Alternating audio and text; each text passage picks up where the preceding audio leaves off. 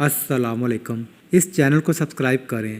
دیر ہے اندھیر نہیں، خاص پرانی بات ہے۔ ملتان ریلوے اسٹیشن کے قریب ویٹنگ روم میں جو ہی میں نے صبح کی نماز کے بعد دعا کے لیے ہاتھ اٹھائے، ایک برقع پوش لڑکی کمرے میں داخل ہوئی۔ میں نے دعا کے بعد ایک چھلانگ لگائی اور اس کی بات کا جواب دیے بغیر کمرے سے باہر نکل گیا۔ میں گردش ایام کی وجہ سے انتہائی پریشان تھا۔ زمین کے جھگڑے کی وجہ سے مخالفین مجھے قتل کرنے پر تلے ہوئے تھے۔ میں نے دل سے خیال کیا کہ شاید انہوں نے مجھے کسی چکر میں پھنسانے کے لیے عورت کو میرے پیچھے لگا دیا ہے، کیونکہ رات کے 12 بجے ساہیوال سے چلنے والی جس گاڑی میں میں سوار ہوا تھا، میرے مخالفین بھی اسی گاڑی میں سوار ہونے کے لیے اسٹیشن پہنچ گئے۔ پلیٹ فارم پر میں جس بینچ پر بیٹھا تھا وہ اس کے قریبی بینچ پر بیٹھ گئے۔ گاڑی آئی لیکن میں بیٹھا رہا۔ میرا خیال تھا کہ وہ جب کسی ڈبے میں بیٹھ جائیں گے تب میں کسی اور ڈبے میں سوار ہو جاؤں گا، لیکن ان کا تیور اچھے نہ تھے، وہ تو میرے ہی ڈبے میں سوار ہونا چاہتے تھے۔ جب گاڑی نے وسل دی تو میں نے بھاگ کر لائن پار کی اور گاڑی کی دوسری جانب دوڑتا ہوا انجن کے قریب والے ڈبے میں بیٹھ گیا۔ وہ بھی آسانی سے میرا پیچھا چھوڑنے والے نہ تھے۔ تلاش کرتے کرتے جب وہ اس ڈبے کے قریب پہنچے تو میں بیت الخلاء میں چلا گیا۔ وہ مجھے یہاں نہ پا کر کسی اور ڈبے میں سوار ہو گئے۔ گاڑی چل دی۔ صبح 4 بجے جب ملتان پہنچا تو میرے مخالفین نے پلیٹ فارم سے باہر جانے والے دونوں دروازوں پر قبضہ کر لیا، لیکن میں ان کی نظروں سے بچ کر ویٹنگ روم میں پہنچ گیا اور نماز سے فارغ ہوا ہی تھا کہ اس لڑکی نے پریشان کر دیا۔ میری زمین کی الاٹمنٹ حاکم ضلع نے منسوخ کر دی تھی اور محض کنبہ پروری کے لیے مجھے مصیبت میں مبتلا کر دیا تھا۔ اس کے خلاف مجھے ملتان میں اپیل دائر کرنا پڑی۔ میرے مخالفین مجھے ہر قیمت پر اپنے راستے سے ہٹانا چاہتے تھے۔ میں اکیلا تھا، سوائے اللہ کے اور کوئی میرا پرسان حال نہ تھا، صرف والدین کی دعائیں شامل حال تھی۔ ادھر ملتان میں کمشنر صاحب کی عدالت میں ہزاروں کی تعداد میں اپیلیں زیر سماعت تھی۔ سالیہ سال تک سماعت کی باری نہیں آتی تھی۔ میں تاریخ لینے کے لیے ملتان گیا۔ وہ لڑکی بھی اسی طرح زمین کے الاٹمنٹ کے چکر میں اپنے مخالفین کے ہاتھوں بری طرح پریشان تھی اور مجھ سے کمشنر کے دفتر کا پتہ پوچھنے اور رہنمائی حاصل کرنے کے لیے اندر چلی آئی تھی۔ جب میں پا کر باہر نکلا تو وہ بھی گھبرا کر باہر آ گئی۔ میں نے اس سے سختی سے پوچھا، اس طرح مردانہ ویٹنگ روم میں آنے سے تمہارا کیا مطلب ہے؟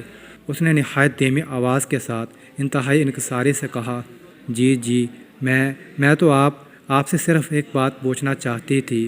معلوم ہوتا تھا کہ حواس اور قوا اس کے ساتھ نہیں دے رہے تھے۔ جب میں نے اس کی یہ حالت دیکھی تو اس کا حوصلہ بڑھاتے ہوئے کہا، ہاں کہو کیا کہنا چاہتی ہو۔ اس پر اس نے زمین کے الاٹمنٹ کی منسوخی اور مخالفین کے ستم کی ساری داستان سنائی۔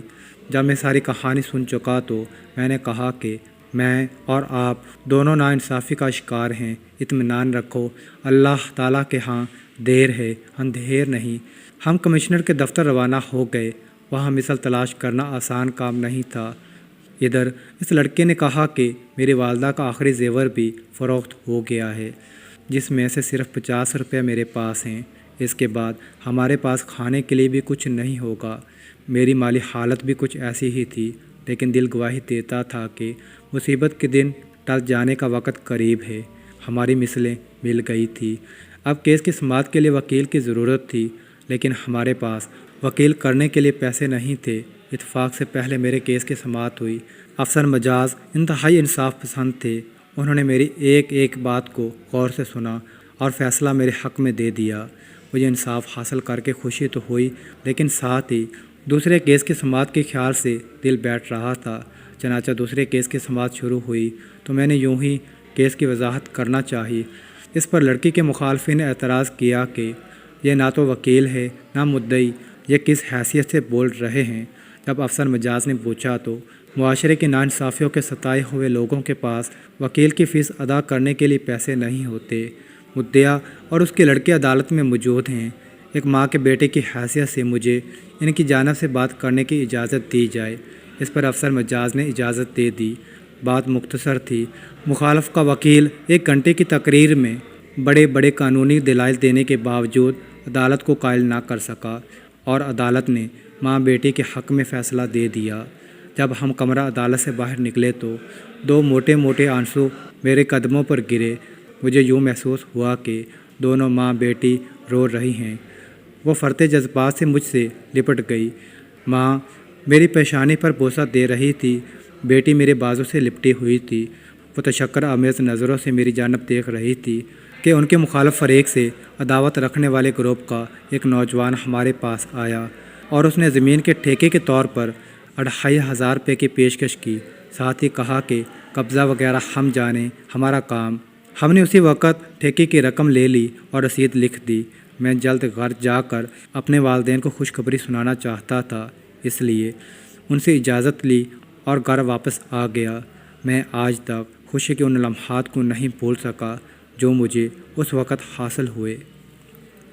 مزید اس طرح کی ویڈیوز دیکھنے کے لیے اس چینل کو سبسکرائب کریں۔ اللہ تعالی ہم سب کا حامی و ناصر ہو، آمین۔